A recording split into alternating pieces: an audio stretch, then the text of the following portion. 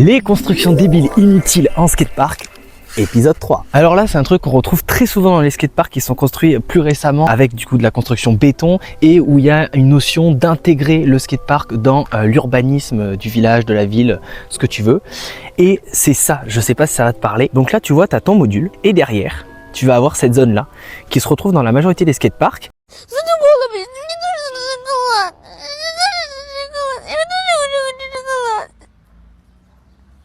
Alors il y a certains skateparks qui le font très bien.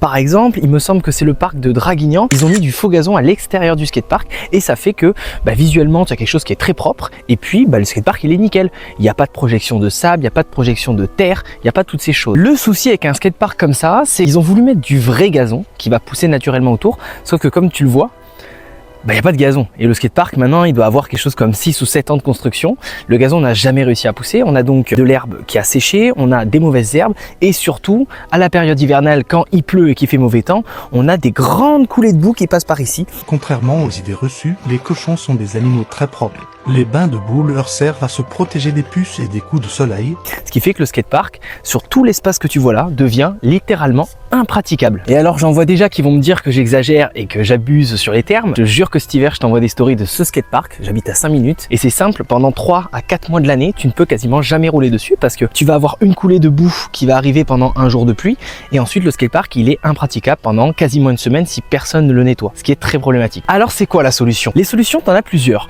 La plus simple, c'est d'installer un muret autour du skatepark. Certains skateparks l'ont fait et l'ont très bien fait et ça permet que les écoulements de terre, de boue, de tout ce que tu veux ne viennent pas sur le parc. Sinon, tu peux rallonger la surface de béton pour avoir une réception qui est plus large et du coup avoir moins de risque d'écoulement dans le skatepark même. Et ensuite, l'autre option, comme je disais tout à l'heure avec un parc comme Draguignan, c'est de mettre du synthétique autour du skatepark pour éviter tous ces désagréments que cause la nature et en conservant visuellement quelque chose de vachement sympa.